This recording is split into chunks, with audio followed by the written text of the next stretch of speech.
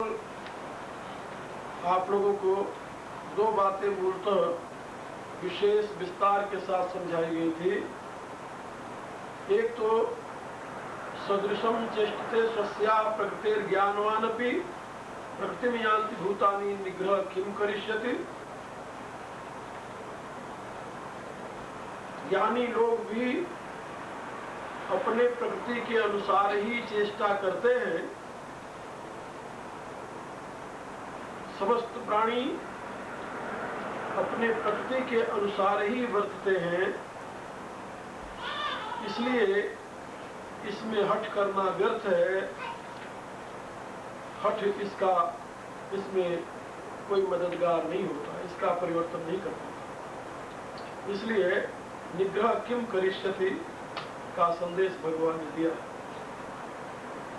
यहाँ पर प्रकृति शब्द का अभिप्राय ये अष्टधा प्रकृति नहीं है, बल्कि मनुष्य की अपनी प्रकृति है जो उसके पूर्व जन्म के कर्मानुसार प्रारब्ध रूप से इस शरीर में उपलब्ध हुई।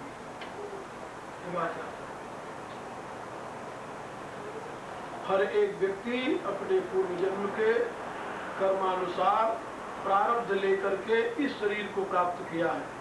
वह प्रारब्ध जन्य जो उसकी प्रकृति है, उसका स्वभाव है, उसकी हैबिट है, उसको यहाँ पर प्रकृति कहा गया है और उसी के अनुसार वह वर्तता है। दूसरी बात ये बताई गई कि इंद्रियस्य अर्थे, इंद्रिय और इंद्रिय के अर्थों में राग और द्वेष ये दोनों स्थित है। राग द्वेषों व्यवस्थित हो, विशेष रूप से स्थित है। जहां इंद्रियों ने अपने विषय का ग्रहण किया, या तो वो विषय अनुकूल होगा या प्रतिकूल।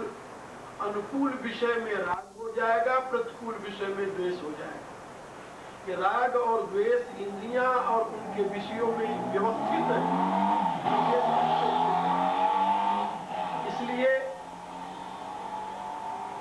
जो तत्ववेत्ता है या जो मुमुक्षु है, मोक्ष के अभिलाषी है, उनको भगवान कह रहे तयोर न बसमागच्छे। इसलिए तुम्हें राग और द्वेष के बस में नहीं होना चाहिए।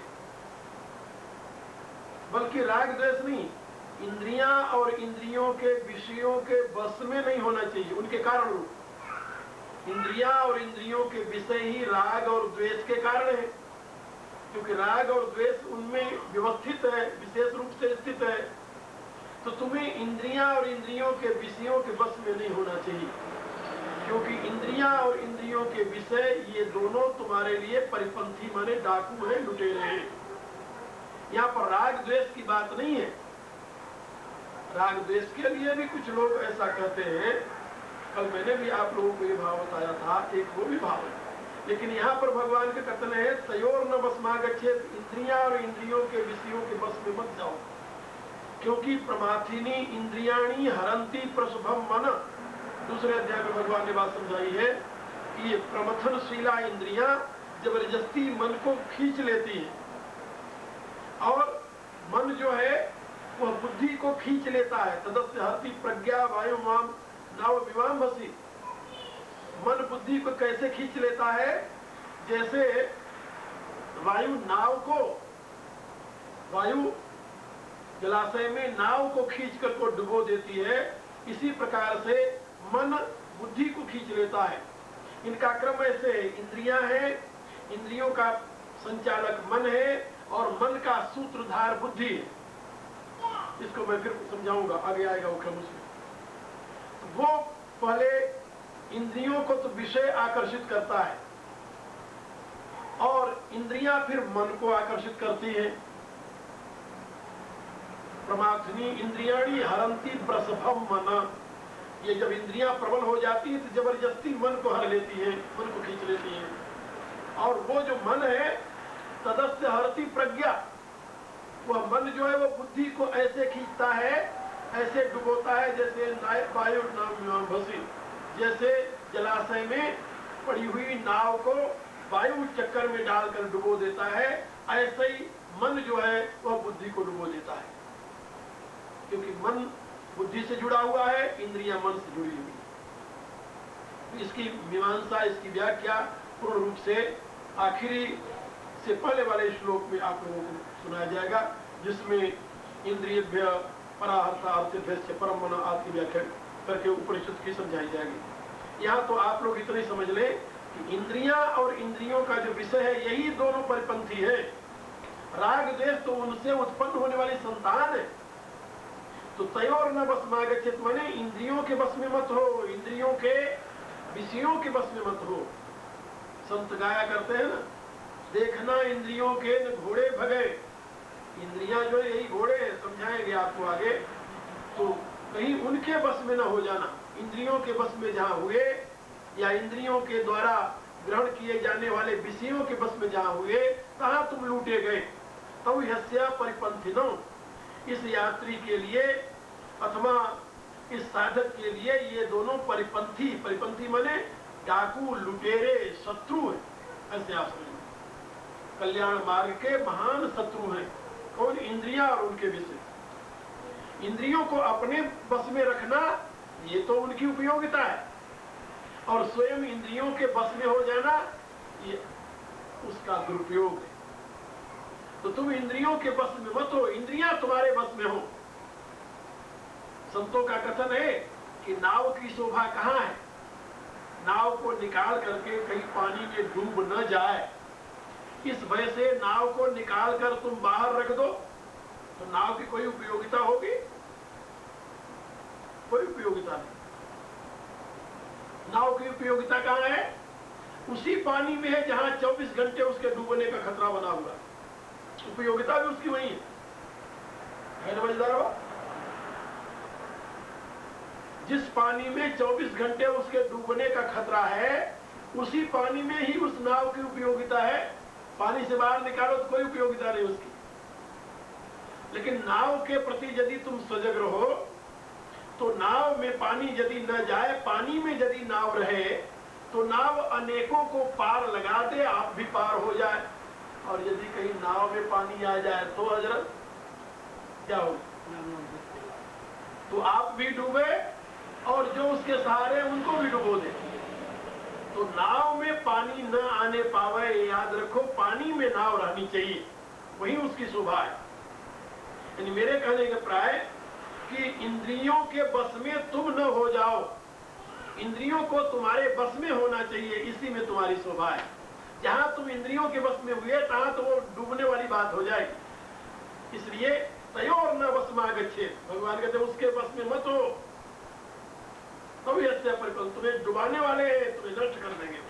और यदि इंद्रियां तुम्हारे बस में रहेगी, फिर तो तुम अपने लक्ष्य तक पहुंच जाओगे, क्योंकि बिना इंद्रियों के तुम एक कदम आगे बढ़ नहीं सकते। याद रखना, यदि कान इंद्री न हो तो मेरा विज्ञान सुनोगे तुम? कहां सुनोगे? इसी कान इंद्री से मेरा विज्ञान तुम सुन सकते हो, और इसी कान इंद्री से विषयों की वार्ता भी सुन सकते हो। यदि विषयों की वार्ता से तुम्हारा कान तृप्त होता है, तो तुम्हें खींच करके नरक में ले जा रहा है। तत्व विज्ञान की बातें यदि तुम सुनते हो, उसके हैबिचुअल होते हो, तुम उत्थान की दिशा में आगे बढ़ रहे हो। इसी रूप से नेत्र इंद्री की बात है, सब इंद्रियों के साथ एक ही कानून लागू है, याद रखो। अब ये तुम्हारे ऊपर निर्भर है कि उनको तुम अपने बस में करते हो या तुम उनके बस में होते हो। भगवान करे तुम उनके बस में नहीं हो, नहीं तुम्हें नष्ट कर देंगे लुटेरे। अब जो 35वें श्लोक में भगवान समझा रहे हैं, ये बहुत ही महत्वपूर्ण विषय है, और गीता की ये अपनी अपनी देन है। एक बात याद रखना, ये कर्म योग पूरा का पूरा गीता का अपना यूनिक विषय है, अद्वितीय अद्भुत विषय है। आपको ये धर्मशास्त्र के किसी भी ग्रंथ में नहीं मिलने वाला, कहीं नहीं। सारे उपनिषद पढ़ करके जो ज्ञान आपको जीवन विकास की विधा के रूप में मिलेगा, वो भी इसकी बराबरी नहीं कर सकेगा, ये याद रखो मेरी बात। सारे उपनिषदों में ये कर्म विज्ञान नहीं है जो यहाँ पर है। उपनिषदों में है बीज रूप से, छिटका रूप। मैंने आप लोगों को समझाया है जब ईशोपनिषद पढ़ा रहा था तब। भगवत गीता इस विषय के लिए मास्टरपीस जिसे कहते हैं वो अपना स्थान, अथॉरिटी। यही कृष्ण की देन है विश्व के लिए, मानव के लिए। कृष्ण की महत्ता बंसी बजाकर नाचने में नहीं है, बल्कि गीता के इस दिव्य ज्ञान में निहित है। आज दुनिया जो कृष्ण को परमात्मा के रूप में पूज रही है, वो इसके नाते। जो बात भगवान ने दी है गीता के रूप में, वह गीता से पहले किसी भी ग्रंथ में हमें नहीं मिला अभी तक। और कोई भी विद्वान ये कहने के लिए साहस नहीं कर सकता कि गीता से पहले भी ये बात अमुक ग्रंथ में बताई गई है, ऐसा नहीं। कोई ग्रंथ ऐसा, वेदों में उसका बीज है, व्यवस्थित रूप नहीं है। एक मंत्र आया कुर्वन्नेवे कर्माणि जिशेक्षतम् स्मा, लेकिन वहां व्याख्या नहीं है, उसका डिस्क्रिप्शन नहीं है। और जिस विचारधारा को हम ब्राह्मण ग्रंथों में देखते हैं, ब्राह्मण ग्रंथों में वो यज्ञात्मक है, वो कर्मकांडात्मक है, वो कर्मयोगात्मक नहीं है। गीता ने हमें क्या दिया है? कर्मयोग। और वैदिक विज्ञान हमें क्या दिया था? कर्मकांड। ये दोनों बिल्कुल भिन्न भिन्न चीजें हैं। कहीं भूल करके आप कर्मकांड को कर्मयोग न मान लेना। वेद का जो मंत्र भाग है उसकी मीमांसा की गई है ब्राह्मण ग्रंथों में, ब्राह्मण ग्रंथ जो है। लेकिन ब्राह्मण ग्रंथों में कर्मयोग नहीं है, कर्मकांड है। कर्मयोग का बीज हमें उपनिषदों में मिलता है, जहां पर विज्ञानम यज्ञम तनुते ऐसा संदेश दिया गया है, जहां पर यज्ञ की आध्यात्मिक व्याख्या की गई है। तैत्तिरीय उपनिषद में, बृहदारण्यक उपनिषद में, छांदोग्य उपनिषद में, उसमें यज्ञ की आध्यात्मिक व्याख्या की गई है। वह हमें उसका बीज मिलता है, लेकिन वो क्लियर कट जिसे अंग्रेजी में कहते हैं, पूर्ण स्पष्ट नहीं है। उसमें तुम उलझ जाओ तो उलझ ही जाओ। लेकिन गीता में बिल्कुल स्पष्ट रूप से उसको भगवान ने मानव मात्र के लिए सुलभ किया। और उसका विकसित रूप, ये नहीं कि उसको वही बताया, उसका विकसित रूप, क्योंकि यहाँ स्वयं पद्मनाभस्य मुख पद्मात् विलसिता, वेदव्यास जी कहते हैं तभी गीता स्वयं श्रीमन नारायण के मुखारविंद की वाणी है। यहाँ स्वयं पद्मनाभस्य, पद्मनाभ माने भगवान नारायण, मुख पद्मात् विलसिता, उनके मुख कमल से निश्रित वाणी है। ये वेद नहीं है, बल्कि वेद का सार है। इसलिए वेदांत कृत वेद विदेव चाहम भगवान इसमें घोषणा करते हैं। मैं आप लोगों को समझा रहा था कि इसमें कर्मयोग का जो कंसेप्शन है वो भगवान कृष्ण का अपना स्वतंत्र है, ऐसे आप समझ रहे। और उसकी व्यवस्था, उसके प्रचार और प्रसार के लिए पूरे महाभारत की व्याख्या इसी कर्मयोग सिद्धांत के आधार पर पंचम वेद के रूप में वेदव्यास ने किया। उसको उन्होंने पंचम वेद कहा है। और आचार्य शंकर ने अपनी कमेंट्री में महाभारत को उद्धृत करते हुए एक आय पंचम वेद शब्द का करके संबोधित किया है। यह पंचम वेद है, ऐसा उन्होंने कहा है, या पंचम वेद में लिखा है। आचार्य शंकर ने भी महाभारत को पंचम वेद रूप में स्वीकार किया। महाभारत पंचम वेद है। और वेदव्यास ने घोषणा की जो इसमें नहीं मिलेगा वो आपको दुनिया में और कहीं नहीं मिलेगा।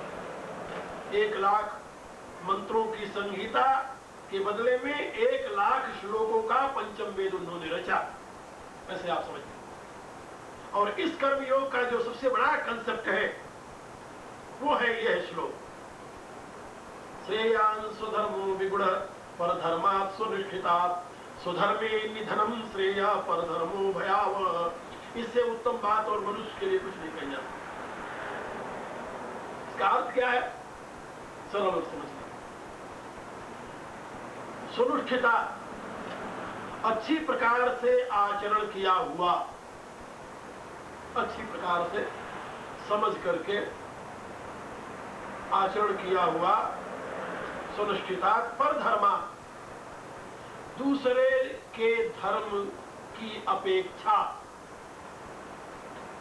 विगुण अपि स्वधर्म श्रेय,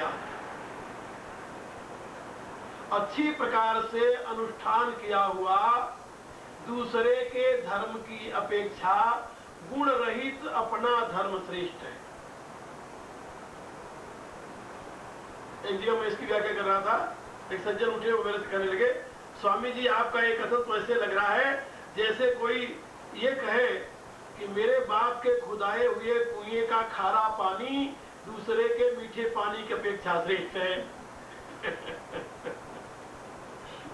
मैंने तो देखा कि नहीं ऐसी बात नहीं है, इसके रहस्य को तुम समझो। हाँ, गलती एक हो गई है व्याख्याकारों से। हमारे पूर्व के जो आचार्यों ने इसकी व्याख्या की है, वहां पर स्वधर्म का अर्थ उन्होंने गलत कर दिया। गलत मैं इसलिए कह रहा हूं कि उस समय की अवस्था में वही भाव प्रचलित था और उसके अनुसार उन्होंने कर दिया। उस समय तो अर्थ गलत नहीं था, लेकिन तत्व विज्ञान की दृष्टि से वर्तमान के परिप्रेक्ष्य में वो अर्थ उपयोगी नहीं, उपयोगी नहीं। स्वधर्म का अभिप्राय उन्होंने ब्राह्मण धर्म, क्षत्रिय धर्म, वैश्य धर्म, शूद्र धर्म ऐसा किया, वर्ण धर्म ऐसा किया। लेकिन यहां पर स्वधर्म का अर्थ वर्ण धर्म नहीं। स्वधर्म का अर्थ आजकल के कई विद्वानों ने किया है, हिंदू धर्म, मुसलमान धर्म, ईसाई धर्म, यहूदी धर्म ऐसा किया है वर्तमान के विद्वानों ने। मेरी राय ऐसी नहीं। स्वधर्म माने हिंदू धर्म, मुसलमान धर्म, ईसाई धर्म, यहूदी धर्म नहीं है। स्वधर्म माने ब्राह्मण धर्म, क्षत्रिय धर्म, वैश्य धर्म, शूद्र धर्म नहीं है। फिर स्वधर्म क्या है? स्वधर्म माने स्व का धर्म है। पहले तुम अपने स्व को समझो। क्या तुम्हारा स्व ब्राह्मण है? क्या तुम्हारा स्व क्षत्रिय है? क्या तुम्हारा स्व वैश्य है?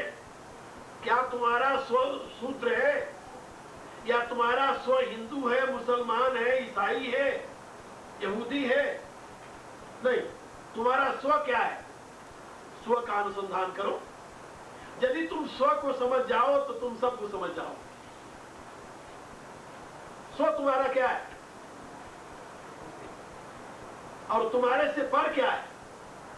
पर धर्मो भयावह। यहां पर दो बातें भगवान ने कही है, स्व और पर। स्व का धर्म समझो और प का धर्म समझो। विगुण अपि, गुण रहित भी यदि तुम्हारा जो स्व का धर्म है वह तुम्हारे लिए श्रेयस्कर है और अच्छी प्रकार से अनुष्ठान किया हुआ, यहाँ गुण सहित नहीं कहा ना, अच्छी प्रकार से अनुष्ठान किया हुआ स्वनुष्ठिता पर धर्म भयावह। अच्छी प्रकार से अनुष्ठान किया हुआ भी पर धर्म भयावह है, भय प्रदान करने वाला है, भय देने वाला है। लेकिन विगुण गुण रहित भी स्वधर्म तुम्हारे लिए श्रेयस्कर है। दो बातें। और एक बात और मैं आपको बताऊं, शब्दानाम अनेक अर्था। एक शब्द के अनेक अर्थ होते हैं, इसलिए स्वधर्म के नाते तुम अपने स्व को जहां मानो, यदि तुम्हारा स्व हिंदू, तुम मानते हो कि मैं तो हिंदू हूं, मेरा स्व हिंदू है, तो तुम्हारे लिए हिंदू धर्म हो जाएगा। फिर तुम्हारा हिंदू धर्म यदि विगुण भी है तभी तुम्हारे लिए कल्याणकारी है, दूसरे के धर्म को अच्छी प्रकार से अनुष्ठान करने को। यदि तुम मानते हो कि हमारा हम तो स्व तो मैं ब्राह्मण हूं, तो तुम्हारा स्वधर्म माने ब्राह्मण धर्म हो गया, ये मानने पर है। लेकिन यदि तुम अपने स्व की तलाश करो कि सही में तुम्हारा स्व क्या है और तब स्वधर्म की बात सोचो, तब तुम्हें इन सारी बातों से ऊपर उठना पड़ेगा, अलग होना पड़ेगा। फिर स्व का गंभीरता से चिंतन करना पड़ेगा और स्वधर्म को ही तुम्हारा कल्याण का एकमात्र उपाय समझना पड़ेगा। अब इसमें कोई संदेह नहीं है कि स्वधर्म से श्रेष्ठ और दुनिया में कोई वस्तु नहीं है। गीता का यह कंसेप्ट, यह कंसेप्शन अपने आप में अद्वितीय है। और गीता मानव मात्र के लिए स्वधर्म की सीख देती है और सबके लिए कहती है। ये बात याद रखो, यदि तुम हिंदू अपने आप को स्व मानते हो, तो यदि तुम्हारे लिए मुसलमान धर्म भयावह है, तो ऐसे मुसलमानों के लिए तुम्हारा हिंदू धर्म भी भयावह है, कि उनके लिए भी पर धर्म होगा। ये तुम ये ना समझो कि मेरा धर्म तो मेरे लिए अमृत है और सबके लिए अमृत होगा, दूसरे के धर्म हमारे लिए भयावह, सबके लिए भयावह होगा, ऐसा नहीं। फिर तुम अपने धर्म में मरो, अपने धर्म में मरे। झगड़े की जरूरत क्या है? कन्वर्शन की जरूरत क्या है? कोई जरूरत नहीं। यदि तुम्हारा स्व, जो कुछ तुम्हारा स्व है,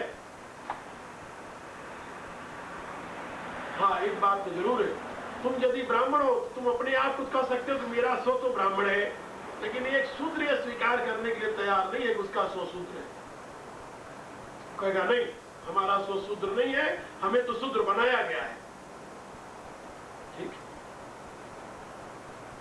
मैंने पढ़ा है शास्त्रों में, कई जगह बड़े अनर्थ हुए हैं जाति निर्माण की दृष्टि से, कई जगह अनर्थ हुए। तुम लोगों को हैरानी होगी जान करके, हमारे यहाँ प्राचीन ग्रंथों में ये समझाया गया है कि वीर्य प्रधान संतान होती है। क्षेत्र का भी महत्व है, लेकिन उतना नहीं। क्षेत्र माने मां। संतान का मूल आधार पिता है, क्योंकि वीर जो है पिता के माध्यम से जाता है, और संतान का मूल स्रोत ही पिता होता है, मां नहीं होती। मां तो उसकी वृद्धि का कारण मात्र है, उसके वृद्धि में कारण होती है, उसको रूप देती है वो, लेकिन जीवन नहीं देती। जीवन तो पिता से आता है, तो बात याद रखो। मां से जीवन नहीं मिलता, जीवनी शक्ति पिता से आता है। और इसी रूप से परजन्य के बाद अन्न से, अन्न के बाद पुरुष में, अन्नात् पुरुष, स्त्री नहीं है, अन्न के बाद पुरुष में आत्मा जाती है, और पुरुष के पश्चात तब स्त्री के गर्भ में आत्मा का प्रवेश होता है। वो पुरुष के द्वारा होता है, डायरेक्ट अन्न से नहीं होता। ये तत्व विज्ञान की बहुत बड़ी बात है। वर्तमान के जो लोग ये अनुसंधान कर रहे हैं, उनको भी ये पता है।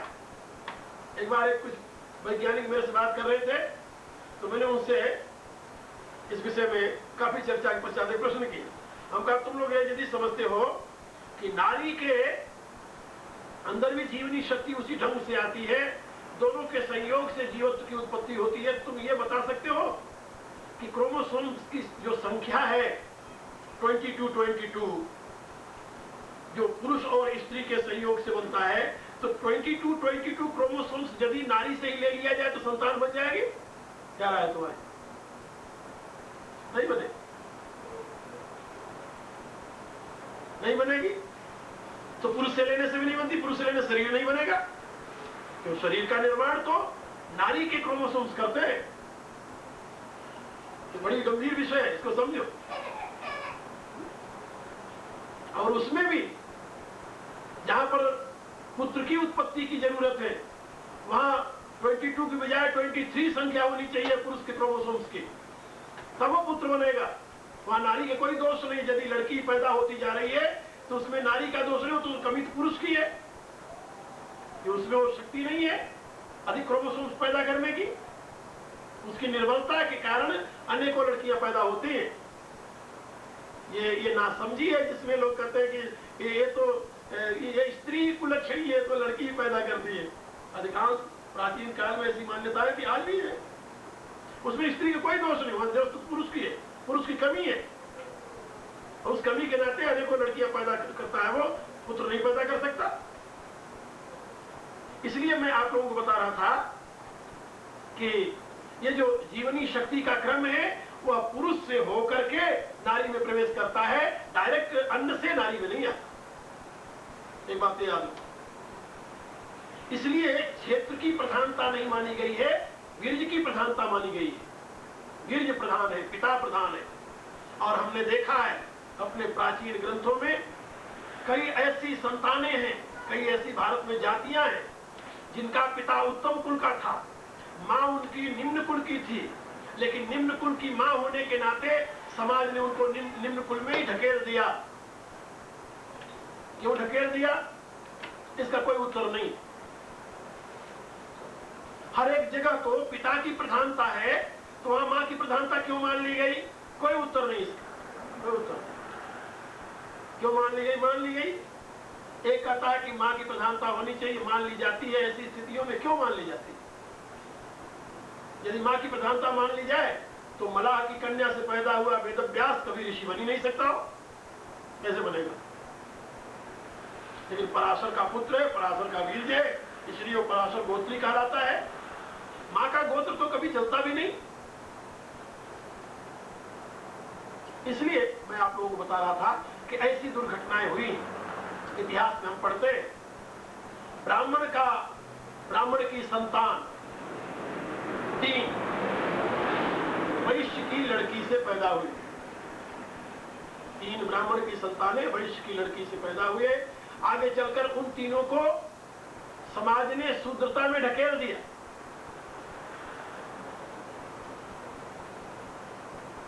नाई, कुम्हार, अंबस, ये 3 ये ब्राह्मण की संतान है। एक ही बात, मां इनकी वैश्य की लड़की थी।